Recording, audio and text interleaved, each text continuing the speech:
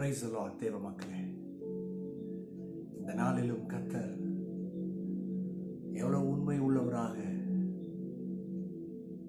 நமக்கு ஜீவனையும் சுகத்தையும் கொடுத்து இந்த நாளிலும் நாம் தோத்து போகாதபடி ஜெயம் எடுப்பதற்கு, வாழ்வதற்கு, சுகித்திருப்பதற்கு அவருடைய இரக்கத்தையும் கிருபையும் ஏற்படுத்தி வைத்திருக்கிறார். நம்புறீங்களா?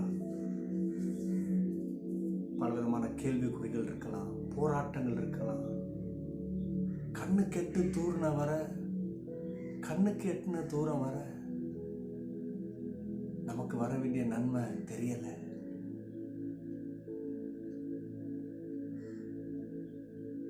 சூழ்நிலை இருக்கிறத காட்டிலும் மோசமாக தான் சென்று கொண்டிருக்கிறது. தேவ மக்களை, ஒன்று நிச்சயம், கர்த்தர் கைவிட மாட்டார். அதிசயங்களை செய்வார். ஒருவேளை காலம் தாழ்த்துறத போல இருக்கலாம். மக்களே, பெரிய காரியங்களை ஆயத்தம் செய்து கொண்டிருக்கிறார். சில காரியங்களை செய்து கொண்டிருக்கிறார். நமக்கு புரியல.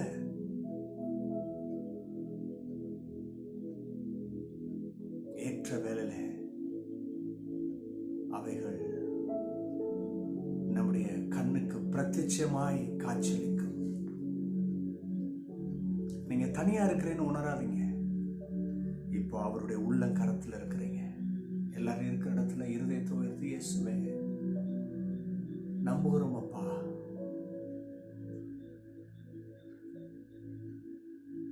பிரச்சனை அப்படியே இருக்கு, சூழ்நிலை மாறல, காலங்கள் ஓடிக்கொண்டிருக்கிறது. அதற்கென்று நீர் மரித்து போகவில்லை, நீர் எங்களை மறந்து போகவில்லை, எங்களை விட்டு கொடுக்கவில்லை. அதுக்கு அது அர்த்தம் இல்லை. காரியம் மௌனமா இருக்கே, ஒன்னும் நடக்கிற போதா தெரியலையே. இல்ல மக்களே, இயேசு மரிக்கல, அவர் ஜீவிக்கிறார். ஏற்ற வேளையில உங்களுடைய நீதி பட்ட பகலை போல இருக்கும். பட்ட பகலை போல அந்த வெளிச்சத்துல நமக்குரிய நன்மைகள், நமக்கு வர வேண்டிய நியாயங்கள் யாரும் மறைக்க முடியாது. யாரும் இல்லைன்னு சொல்ல முடியாது. ஒருவேளை இப்ப தலகுனிவ போல இருக்கலாம். கர்த்தர் பெரிய காரியங்களை செய்வார். இயேசுவே, மனக்கண்களை திறந்து கொடுங்க. ஆமென், ஆமென், ஆமென். தேவ மக்களை, இன்றைக்கும் வேதத்திலிருந்து ஒரு பகுதியை நான் உங்களுக்கு சொல்ல விரும்புகிறேன். ரூத்து 2ஆம் அதிகாரம் 12ஆம் வசனத்தின் பின்பகுதி வாசிக்கிறேன். இஸ்ரவேலின் தேவனாகிய கர்த்தருடைய செட்டைகளின் கீழே அடைக்கலமாய் வந்த உனக்கு அவராலே நிறைவான பலன் கிடைப்பதாக. போவாஸ் இந்த ரூத்தை வாழ்த்துகிறார். இதுக்கு முன்னாடி வசனத்துல, உன் புருஷன் மறிச்சதுக்கு அப்புறமும் உன் மாமி கூட துணைக்கு இருக்கணும்னு சொல்லிட்டு வந்திருக்கிற பத்தியா நான் அதெல்லாம் கேள்விப்பட்டேன்.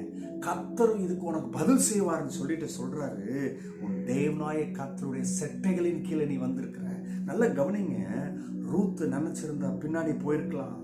கர்த்தர் இல்லாத ஜீவியத்தை அவள் வெறுத்தாள். அந்த கர்த்தருடைய செட்டைகள் வேணும்னு விரும்பினா. வீணான பெருமை பேச்சு இல்லையா?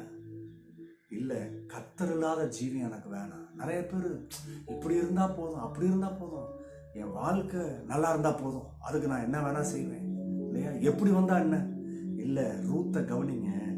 கர்த்தர் இல்லாத ஜீவியம் எனக்கு வேணான்னு சொல்லிட்டு அவன் மாமி கூட வந்தான். 2வது காரியம், சடங்கு, பாரம்பரியம், பழக்கத்துல நம்பிக்கை வைக்கல. கர்த்தர் மேல இல்ல, ஒண்ணுமே இல்லதான். என் கண்ணுக்கு என்னன்னு தெரியல, என்னன்னு புரியல, ஆனா நான் அவர் பின்னாடி போவேன், அவர் காண்பிக்கும் திசைக்கு போவேன். ஓ சத்தாரி, சில பேரை பார்த்துதான் ஆவியானவர் பேசிக் கொண்டிருக்கார். This is for you. 2வது, உலக வழியை விட்டு விலகினான். உலக வழி, நிறைய பேர் ஆலோசனை சொல்றதுக்கு இருக்கிறாங்க, நிறைய பேர் உதவி செய்யறதுக்கு இருக்கிறாங்க, அவ பெற்றோரே இருக்கிறாங்க. கர்த்தர் இல்லாத ஜீவி எனக்கு வேணாம். என்ன ஒரு அற்புதமான இருதயம் பார்த்தீங்களா? இன்னைக்கு காலவெளியில் உங்க இருதயம் அப்படி மாறட்டும். ஆச்சரியங்கள் காத்துட்டு இருக்கு. ஆமென். திரும்பி சொல்றேன், பார்க்க முடியல, கிரகிக்க முடியல,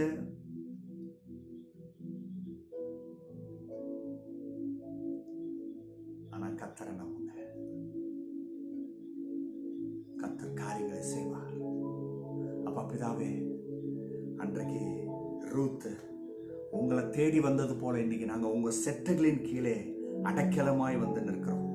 உமது பிள்ளைகளாகி எங்களுக்கு நிறைவான பலன் உண்டாவதாக. ஆமென்.